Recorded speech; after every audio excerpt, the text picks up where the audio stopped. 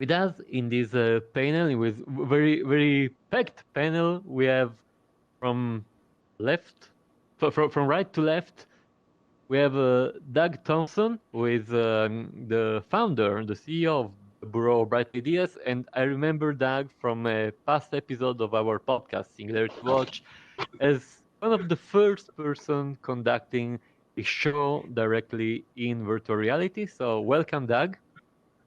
Thank you. Great to be here. Then we have Antony Vitillo, who is a developer, a person who's exploring the XR domain since basically forever.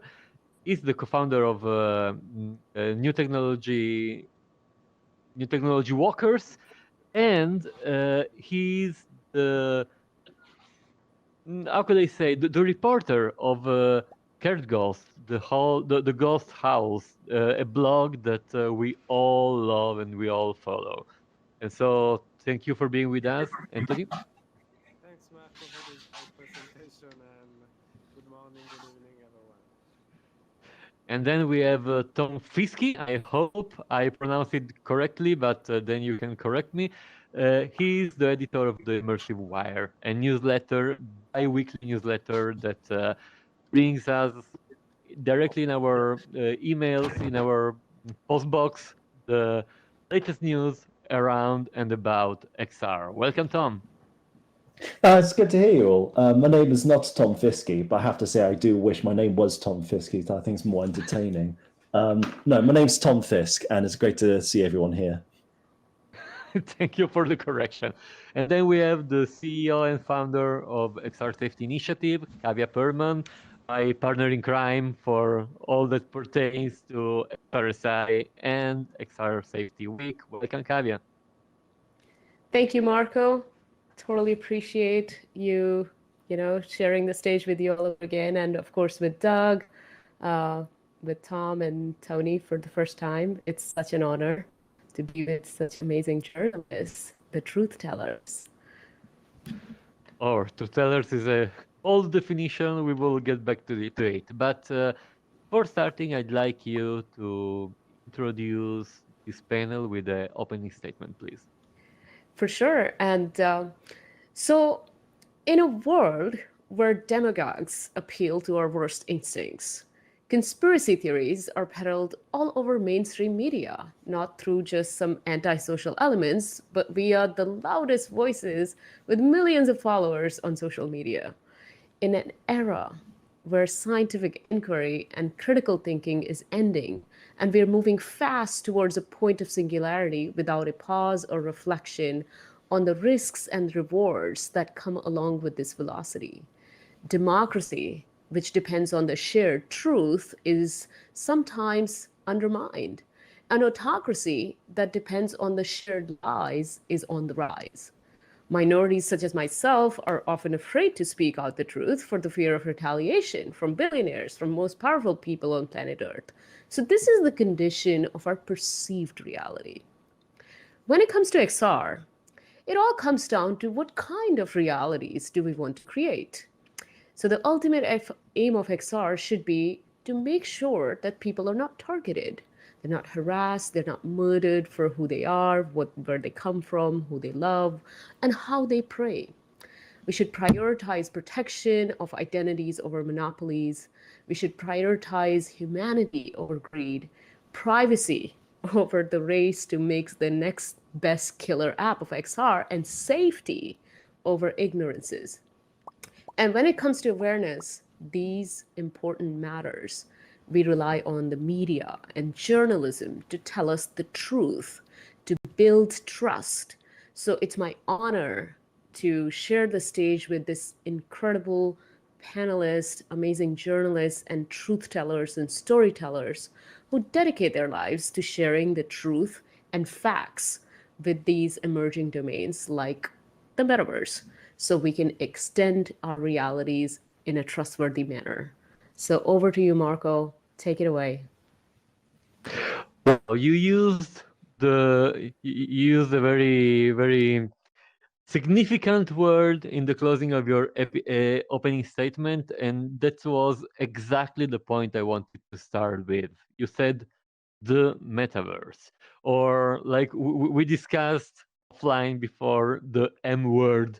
So I'd like to start with this term because it's like the buzzword of the last months, of at least the entire 2021. And I'd like to hear from you, Doug, Tony, and Tom. First of all, how do you feel about the use and the misuse of the M word that is everywhere? So, Doug, you first, I'd say. Okay, Tony. As you want. If you want Doug to speak, let's start with Doug. I don't want to steal the stage to him. All right, so Doug, you It's first. okay. Well, it's such a loaded term. Metaverse is such a loaded term. So you put me on the hot seat, Tony. First of all, I guess my belief is that the metaverse is a single thing. And mostly it represents people's aspirations. Two things. It represents people's aspirations. And secondly, it represents an understanding that something new is happening, something is changing with technology. So those are very big, high level, kind of disassociated from the real work of building the metaverse. And I think that's a good thing. I think it's a good thing that the term metaverse is actually somewhat fuzzy, because it allows us as writers, thinkers, community members to have a voice in defining what it looks like. Underneath the hood, there's a different level, which is actually building it. And I think we do need to get much more specific about what do things like interoperability mean, where does identity live in the metaverse, what will the policies be or cultural approaches to moving content around the metaverse. But I think we're speaking about narrative, and I wrote about this in my blog, that I think right now the term metaverse is being attached to stories.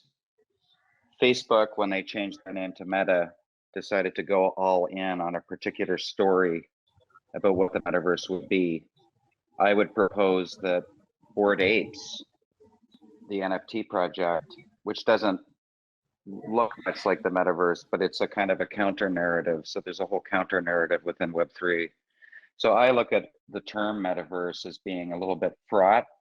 There's no single clear definition at a technical level yet.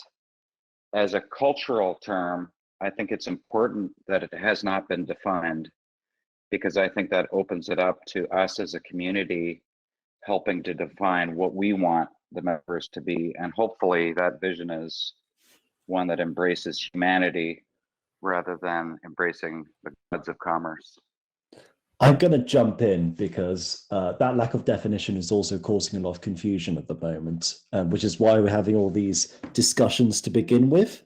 And I just have to wonder whether that confusion is causing more harm than good. And from reading your newsletter, I'm sure that you've got a perspective on this. That's a question to Doug, by the way, and also Antony as well. Yeah.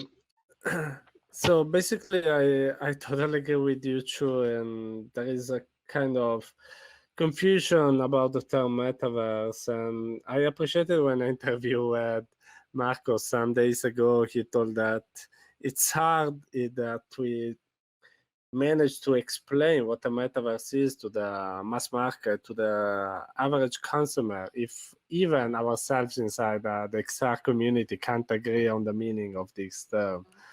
And that's basically the truth, because I'm still seeing people telling terms like a metaverse, multiple metaverses. So there is not even agreement on if there is only one metaverse, so there are many, whatever. So that's pretty, makes everything pretty complicated. I agree with the more general definition of the metaverse is the expansion or the evolution of the internet that becomes immersive, becomes spatial, becomes pervasive. So It's just one thing. It's just a common framework that may unite us all in a mixed reality, but not everyone still agrees about this, and we still see, for instance, even big companies like Niantic saying that they're building like the real world metaverse, like if there were other metaverses to talk about. And so even big companies, small companies, people, it's a lot of confusion. When I also see what people like my friends or other people from magazines have understood from 1 hour of Zuckerberg talking about the metaverse, and many people have understood that it's like a VR game we play all together or something like the new Second Life. Yes, I know. No, oh my God, we need to really work a lot to make all people understand what it may be, what are the potentials, what technically is and why it's not a game. And this sometimes makes me a bit angry that there are all these misunderstandings, but it's part of being a new technology that, thanks to this announcement by Zuckerberg, has this very fast acceleration. So I guess it's part of the game, but we will manage to win in trying to make everyone agree in a definition, I guess. I hope sooner than later. It reminds me of a time, Marco, when we were talking about XR initially. So everyone's like, this is XR, this is VR, this is AR. So we had to issue a special publication for XR taxonomy. And so currently we're working together. Even Doug has advised on what is the metaverse taxonomies. And I think that might be a tiny bit of an aid to clarify the confusion. Exactly. And yeah, while I think there's two levels to this. I think there's the kind of cultural conversation, which, maybe I'm too old, but I remember the beginnings of the internet and bringing a computer in a suitcase into a client's boardroom in order to present, this is quote unquote the internet. And it was so confusing to people that there used to be, the beginner's guide to the internet explain what a website is versus email versus IRC and all these kinds of things. And it reminds me of that era when the general population kind of had this vague idea that something was happening with computers, but if you asked them to properly define the internet, they wouldn't be able to. But as I said, under the hood of that narrative, under the hood of that confusion, which I just think takes time, are the harder questions, which are, I think, related to safety, governance, control, standards, where I do believe that we need definitions. And I think there's a lot of interesting work, and it's that interesting work thinking through things like avatar interoperability and different file formats, thinking through sovereign identity or identity systems. That's the stuff that doesn't tend to get covered, I don't think, in the media. And following up on this, since we don't have a common, well-structured definition, what do you think we should do in terms of press, information, journalists? Should we avoid using the M word, or should we use it the way we intend it? What's your guess on this? Is there another word apart from the M word? I mean, I like hypernet. That's quite entertaining. I'm fine with it, if I'm honest. So to give you an idea of what the media is feeling on, I'm going to deviate slightly because I do think this is vital. The fact of the matter is what journalists receive, they receive a constant stream of news stories regarding the metaverse, and accurate or not, there's a lot of companies at the moment who are exploring the topic, very similar to when blockchain was very popular around 2017. So there's a lot of companies either commenting on it or like even loosely connecting to it, just so they have a slice of the conversation pie.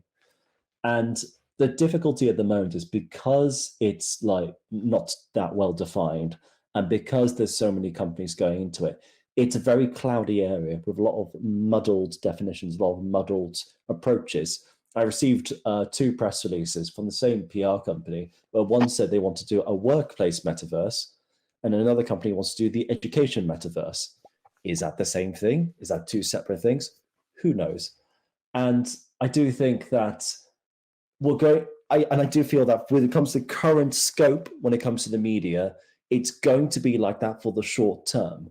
We're going to see this kind of mini gold rush where people are discussing it. And I think it's going to cool down to an even hue next year and potentially the year after, where we're going to have a more streamlined approach to what the metaverse is and whether it's going to be one cohesive whole or lots of separate ones. Separately, I do think there'll be a separate conversation on culture. So I think Doug is absolutely right. There's going to be a separate discussion on that as well. Anything to add on this? And I do want to comment on actually, and I want to ask Antony about this because I'm sure Antony receives lots of emails about the metaverse too. Surely you must have a perspective of like some of the companies emailing you about it. Yeah, I receive lots of press releases as well, and some of them I would like to trash them immediately when I read all the buzzwords used, like, this car is metaverse on wheels. So that is like, it is total nonsense. So they take whatever product and they put metaverse in it for whatever reason. Sometimes it's correct. I mean, maybe there are social VR environments, etc. Other times it's just they put whatever VR application, AR filter. I saw someone on LinkedIn taking an AR filter and saying this is metaverse. I say no, it's augmented reality. Come on. And so actually, I'm I like to be like pretty sarcastic, ironic about this metaverse word. On my blog, I usually censor it. I call it asterisk averse, or just call it M word or whatever. It's not because I don't like it. Of course, it's how I hope we will live in 10 years or 15 or whenever it will happen. It's just that I really don't like the misuse that I read everywhere, including the press releases. And answering to the question of Marco, I think that the answer is educating people by commenting when they use them wrong and use it in our articles in the right way. So not just to create buzz, even when maybe can give us some more views, because it's a word that is a lot searched on in this moment, but use it in the right way, so at least people that read us can be educated on how to use it and maybe pass the word about it. Like Kevin made the example about AR and VR and similar things. Like people, what is AR, what is VR, and I think that now the situation is much better. So speaking of buzz, speaking of what merges from our community and goes toward the mainstream world, so from to the outer world. Well, in mainstream media, we usually see two kinds of reporting about XR or about the metaverse or whatever term you want to use. The first one is, hey, check out this new device. And so it's like a gadgety approach. And that's why I called this panel Beyond Gadgets. The second one is, press releases mainly. So why is that? I mean, is that really what emerged from the XR world? There is nothing else that crosses the bridge and reaches the mainstream press? Not currently. At the moment, still very early stage of discussions, and it is getting more nuanced over time, I have to admit. There's a few companies cropping up which are exploring the metaverse and are genuinely contributing to it. But as I said, I do think the conversation will be nuanced over time. And you have to bear in mind that the audience we are in, we're not the normal audience. We're all absolute nerds. Like we're nerds talk to other nerds about this. And I do feel that we have to be at least self-aware that the topics we are exploring will be different from the casual observer. And I do genuinely believe that the average member of, say, the UK, being biased from my country, but the average person in the UK, if you ask them what a metaverse is, I think you can have different responses for everyone. And I think is going to focus more on the social aspects, which I think is quite curious for me myself. But I'm sure maybe other people have different opinions from me. Well, I think that since VR, AR are still, niche technologies, it's more difficult that they cross like a threshold of interest of the average market. I mean, the release of an enterprise VR headset has no interest for the average magazine reader or whatever. So usually, as you said, only a few news cross the line at the moment. There are either what you say, an announcement or a big product. I think some new disruptive headset. It can be a new game like Half-Life Alyx. Sometimes it may also happen with exiting just a bit from the classical journalism. I can see some videos becoming viral because they're pretty cool, like the first Beat Saber commercials or these kind of things. But all the rest is at the moment something that probably we only understand or may use, so it doesn't cross the line of interest at the moment. I mean, the more people will have a headset, the more people will crave news about VR, and so this threshold will get lower over time, I guess. Doug? As a follow-up to that, actually, do you yeah. reckon the metaverse will only really be accessible via VR headsets, or do you reckon there'll be different types of HMDs as well? I mean, I define the metaverse as the ability of computers to represent space. And I think it's agnostic to the end device, so that it could be, I actually think that AR is partly included, because in some ways, we're seeing some early examples of experiences that work both in AR and VR and just on an iPad. I think the most interesting thing about this time is, my aunt knows what at least she knows the term metaverse. And for the first time, she's actually taken a bit of interest in VR. Same thing with my mom. It's like, oh, thank God, for the first time in several years, I don't have to explain what I do for a living, because they've all read the headlines. If you ask them, well, what is the metaverse? They don't know. I think they would probably say, oh, something to do with avatars. I don't know. My mom would say that her grandson is already in the metaverse because he plays Fortnite. She'd be wrong, but at least she kind of has a sense of it, and it's bringing up interesting questions. My aunt sent me this email with about 20 questions about why would people want an avatar? Why would you want to be someone else? Why would you want to go to a different place? What's wrong with reality? And the fact that those questions are being asked by somebody who I would consider certainly not a techie person at all, I think is a super intriguing tipping point. I wasn't quite sure how to answer the avatar questions, by the way. We had a whole discussion about reality privilege, that term that came up a couple weeks ago. Oh, well, if you don't understand the need for an avatar, then you're probably reality privileged, which I thought was an interesting take. That is not a take I've heard before, but I think that's quite an interesting one, though. I had such a violent reaction to the term, because it was basically I think it was a VC who said, if you're questioning the need to escape to the metaverse, then it probably means that you're reality privileged. In other words, your reality is okay.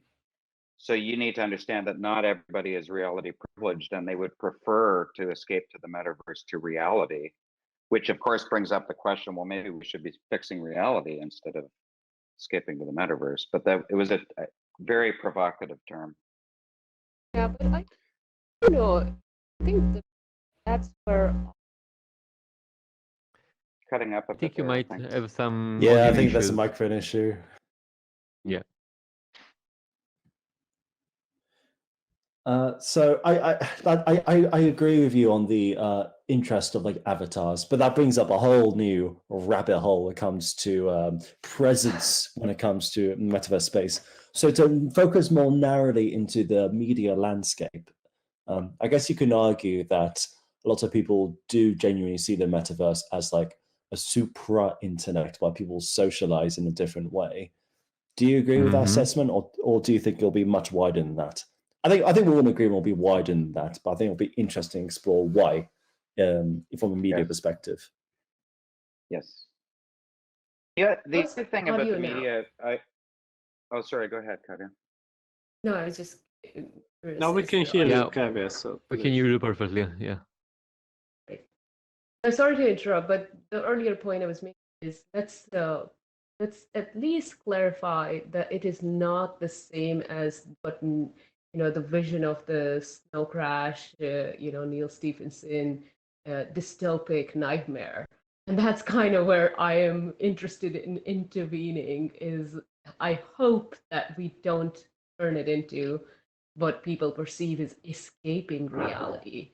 It is essentially extending reality into magical futures, into things that can actually transform people, to help them learn better, to work better, to trust each other more, and not like a dystopic nightmare sometimes described in like these sci-fi novels and whatnot. Absolutely, and I think as we Sure. write about it, it's important to highlight the magical experiences, the useful ones. I also think, and I've kind of written about this, I also think that some of it will be a lot less, what's the term? I think I go back to the days of GeoCities, or I even think of, the blogging era. I think a lot of the metaverse will be people's, you'll have a little room where you're showing off pictures of your cat or scans of your favorite sneakers. It's going to be very, very personal. It's not all going to be polished and professional like the Facebook videos. It's not all going to look like Fortnite. A lot of it will be a lot more like Roblox. It'll just be personal little things that people have built.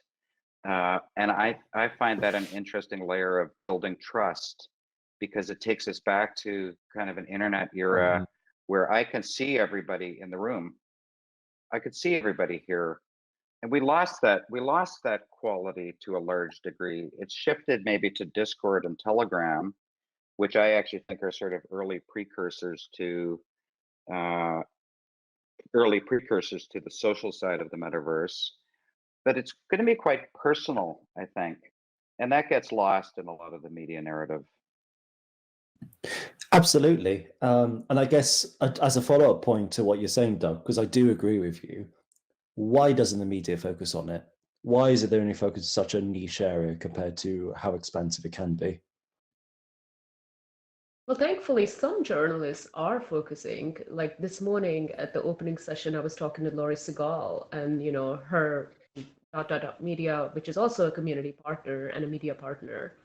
They're taking an approach to use XR in terms of like building better iteration of the internet and how to translate to people and lots of other things. But they're kind of going to use this as a version to create a better, trustworthy media.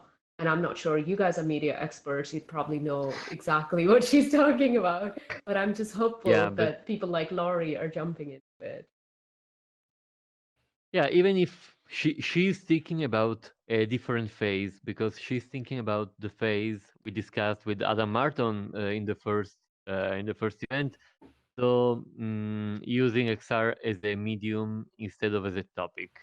In this case, we are discussing about somehow the earlier phase. Like, how can we communicate XR? How can we be clearer and reach out to a wider community? So these two approaches are compenetrating, are consequential in a way. And yeah, exactly. It's great that there are organizations that are starting to look, and because reporting many times is an operation that is very close to being a real-time historian in a way. So we can describe processes while they are developing. And so in the emerging tech domain, we constantly need to discern hype from reality. And for XR, this is a matter of waves in a way, because especially I'm thinking about the end of the 90s and then many other phases in the last 25 years. where there was this wave of hype, and then we got back to almost nothing or this delusion. Do you think that this is just another hype phase, or there's something different this time from your point of view, your privileged observatory? Well, I think that if you're referring to the metaverse, because we're talking about that hype, because VR already had its hype like 5 years ago, and we knew how it went with the VR is dead years, and now we're good again. I think that like all the technologies and how I've also been able to see in these years, as I said, with VR life cycle, I think everything will follow more or less the Gartner, hype life cycles of the disruptive technologies. And I think that in some way this metaverse hype will deflate a bit sooner or later, because now there are lots of expectation. People say that whatever is metaverse, the metaverse will change this, metaverse is coming tomorrow, blah, blah, blah.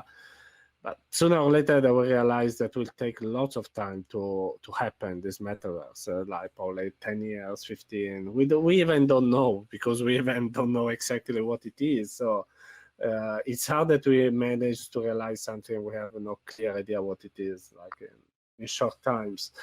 So I think that sooner or later it will happen. And a bit like it is happening also with NFTs now, that before were like, NFTs everywhere. Now there are still people starting thinking, but was it only hype, etc. There's still a thing, but I see that there is a bit deflating. I think the metaverse will deflate a bit, but I don't think it will come to the moment the metaverse is dead or something like that. I think it will come to a moment people will be disappointed, it will take too much time, etc. But it will return back like VR did. Now we are all saying VR is here to stay with the Quest, etc. It will happen the same with the metaverse, so a bit of deflating, and then when people really understand the exactly possibilities of the technology and the timing, etc., we will start with real growth. I think this is my opinion with the metaverse and the ecosystem around it. It's a good perspective, and it's one which I share.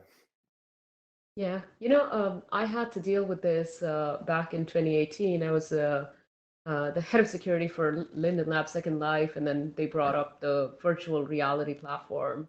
And then in order to explain why this interface of virtual reality is going to be significant, I came up with this like connect, commerce, and create. And then when we are researching about metaverse, as I have offline interacted with Doug, now it's like we start with some ethos, some standards, some baseline principles, and then connect in the metaverse, like we are right now, connecting with each other. Create, like we create NFTs or virtual goods. It's very similar to a tiny little virtual world, but there is many interfaces and convergences that could happen. And then finally, the biggest piece that could literally transform humanity is the commerce section.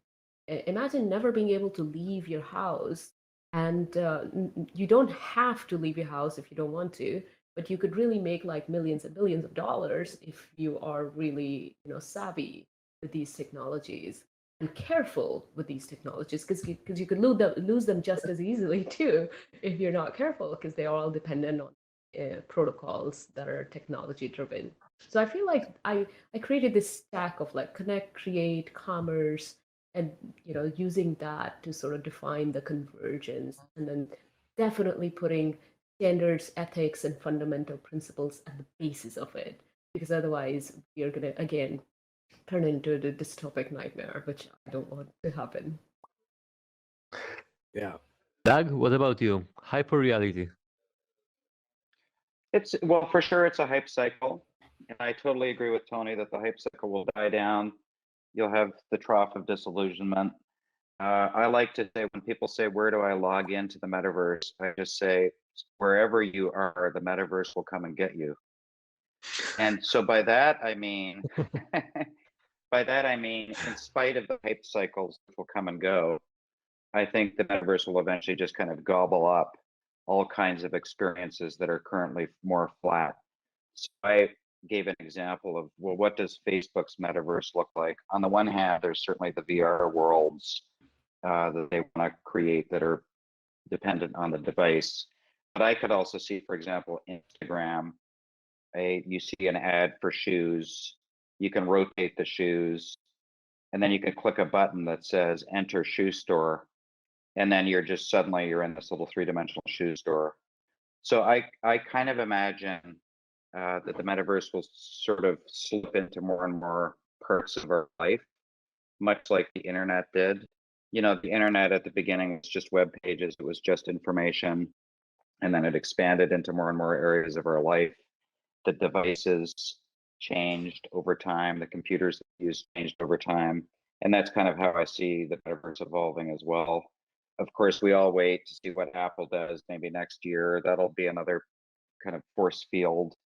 So I there's the media hype cycle and the money hype cycle. I think those things will kind of die off, but I think we will see more and more spatial content across more and more things, and that spatial content will start to interconnect. And then we'll just kind of wake up and realize, much like we did with the web, we woke up and realized, oh my God, the web is underpinning so much of what I do. And I think the metaverse will end up being similar. It's interesting. I circle back to Kavya's point, though, too, about governance, because it is interesting, because I'm not sure that there's a clear place where that governance sits. With the internet, you could look to the internet standards bodies as being the kind of de facto, that's the place where the next evolution, you can see it clearly, but we don't have that roadmap. So that's my one little footnote on my vision. Sorry, Tom, I interrupted you. I disagree with you, Dave. You would be able to log in anywhere, and I agree with your perspective on it. I just have to wonder what it's actually going to look like in the next 5 years or so. Because longer term, it is going to be a spatial computing platform. We can be reasonably confident, but I just don't know what the hardware iterations are going to be up to that point. And I do have an inkling of suspicion it's going to be based on glasses, but I'm happy to be wrong on that.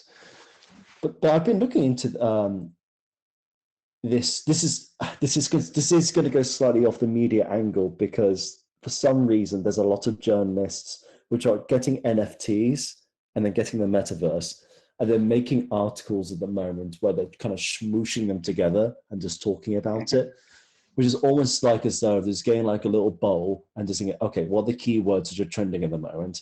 Okay, so there's people talking about NFTs and like some ape JPEGs, cool. People talking about the metaverse as well. All right, neat. Not many people know about that. Let's shut that in too. And then making these articles are kind of explain, oh, how are they going to interact? Is it going to interact? Is it going to be the same thing? And I did a little bit digging myself into this area, and I don't think the underlying technology we have today is connected to it. I do think some companies are doing very well in the area. I think the Sandbox is a very good example of a little metaverse, which is fascinating to follow. But I'm just not convinced about decentralized currency part of probable virtual world. But I'm sure that as soon as I mention the word NFTs, I'm sure I've raised the eyebrows of one or two panelists if anyone wants to interject. Since we are depicting scenarios, clearly one of the considerations that we must do regarding XR, regarding the metaverse, and all the topics we are discussing this evening is mass adoption. So first of all, what mass adoption mean to each one of you? Because everyone has a different threshold where they put mass adoption when it comes to emerging technologies. So let's start another round on this. Well, it's a very nice question. It's almost impossible to answer correctly to it. Yeah, sorry about that.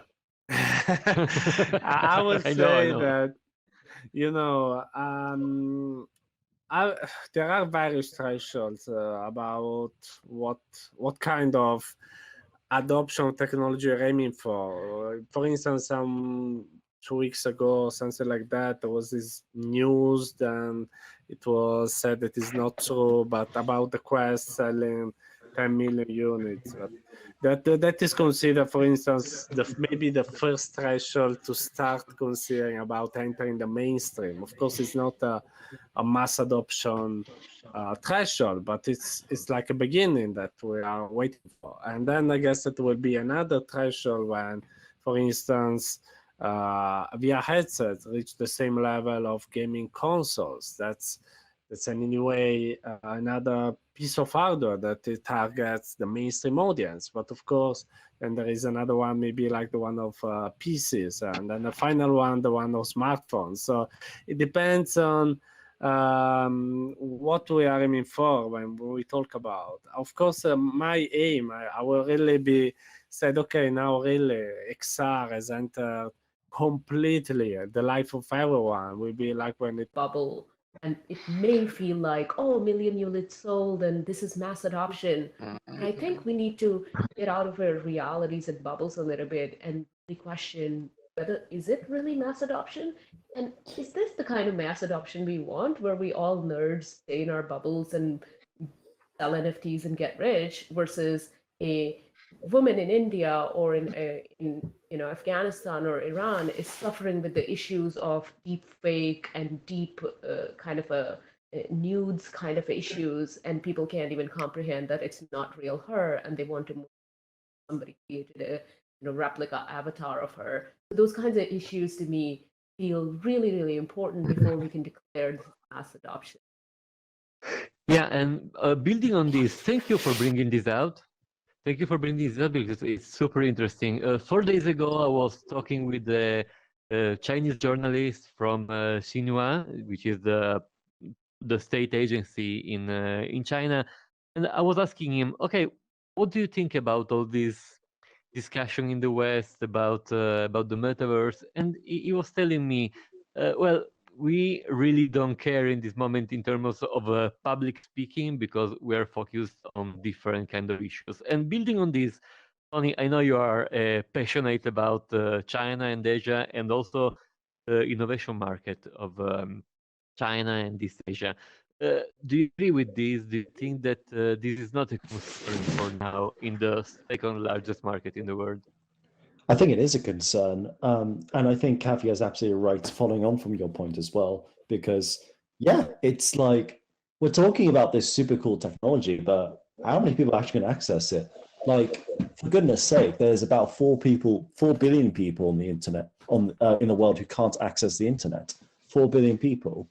And now we're just discussing, oh yeah, let's do the next version of the internet, when we just haven't even logged on the rest of the world when it comes to it as well. I do think there's some fundamental things we need to address before we continue. In my country, we have a schooling system which is underfinanced. So there's some schools in my country where they don't have paper or they don't have pencils. And yet you do see companies which just goes like, oh, what if we just add virtual reality to classes? Or what if we just implement these augmented reality tools when it comes to lessons? And I think, well, that's great and all, but fact of the matter is there's some schools who are just struggling with just the basics. And I do feel that there just needs to be a little reprioritization of where exactly you apply your technologies, because yes, it is cool, but it's cool for about the few thousands of people who can access it. But what about everyone else? But that's why I think the definition of the metaverse needs to be so broad. And I come at this from 2 perspectives. One, I'm working with countries like Sri Lanka who see the metaverse as an opportunity to kind of leapfrog one generation of technology, but that doesn't necessarily mean giving everybody in Sri Lanka a pair of VR goggles. But they see it as a massive opportunity to create a talent pool, to attract investment. So there's that, and there's several other countries that I'm aware of. You look at some place like South Korea, that's also making a big bet on the metaverse. We've got some teams in Egypt that we're working with. The second place I come at this from is, as a digital nomad, I actually spent a lot of my time outside of North America and Europe. And it's in countries where people don't, none of them have game consoles. You know, they don't have game consoles. They're not jumping onto their PS4 at night.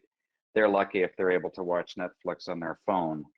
And so that feeling that the metaverse needs to be inclusive of devices that aren't expensive, I think is super important, because I do think there's an incredible opportunity here for less resourced countries and cultures to be able to participate in the metaverse. I was going to say metaverse economy, but I'll just say metaverse, which means that we need to be fairly inclusive of the ways that we access it. Yeah, and Because then I just think one some other. of the I think some of the most interesting work in the metaverse is probably going to come out of places like Sri Lanka or Africa, and that's where I think the three of us should always keep our eyes peeled for innovations in those places. We see that with things like banking and identity in Africa, for example, where you don't have computers, and so the mobile phone became a way to leapfrog even getting a computer in the first place.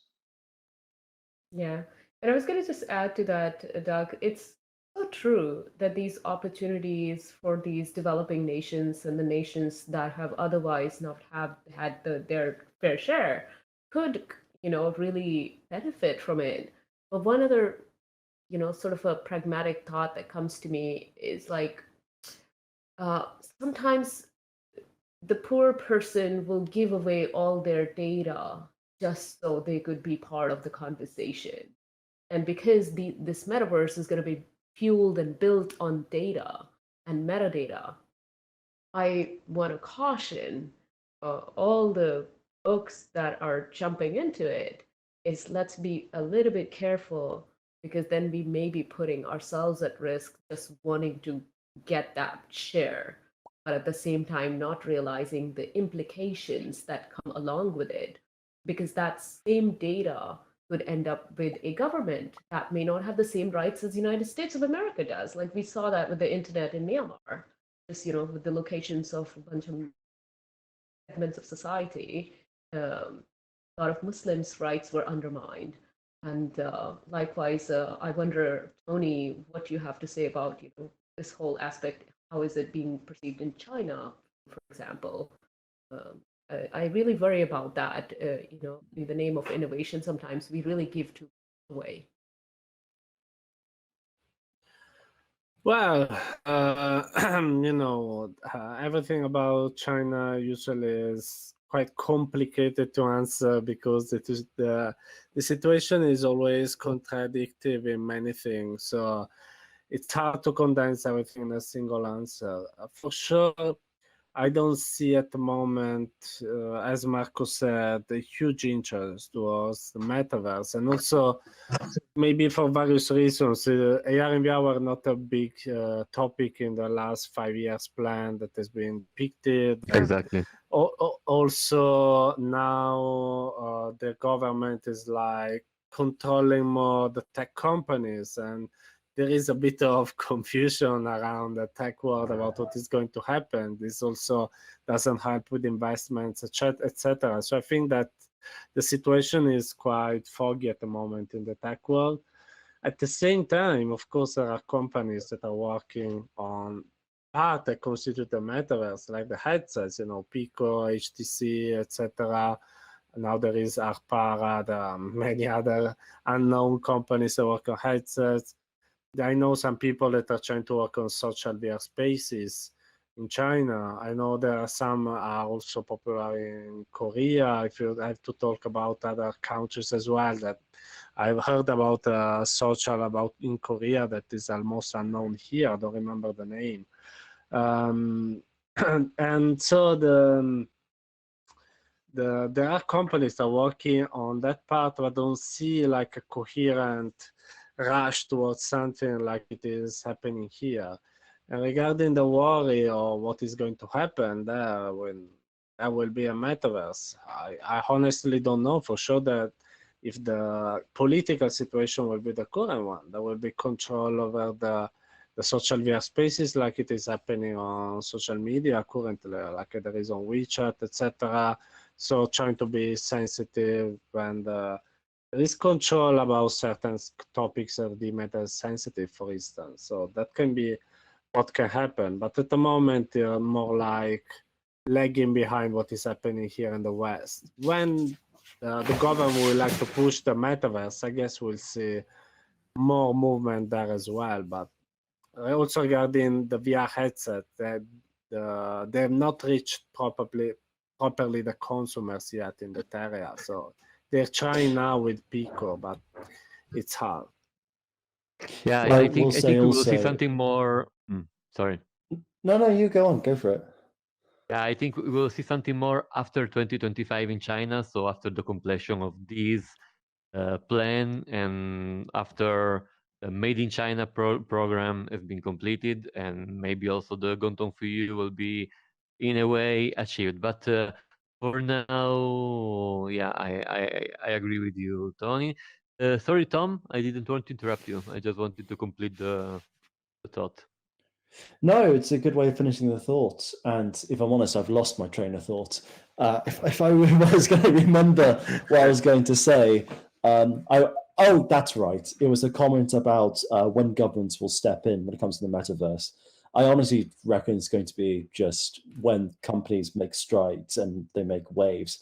That's when governments will come in, and most likely going to be slightly too late. But that's why we're here. That is exactly why we're here, so we can implement these changes now to make sure we can be as careful as we can from the get-go.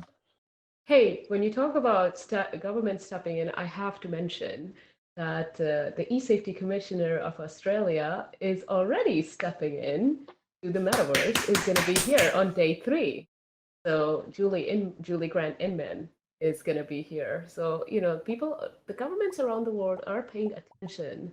And, she's going to be in the form of Avatar talking about diversity inclusion in her e-safety tool.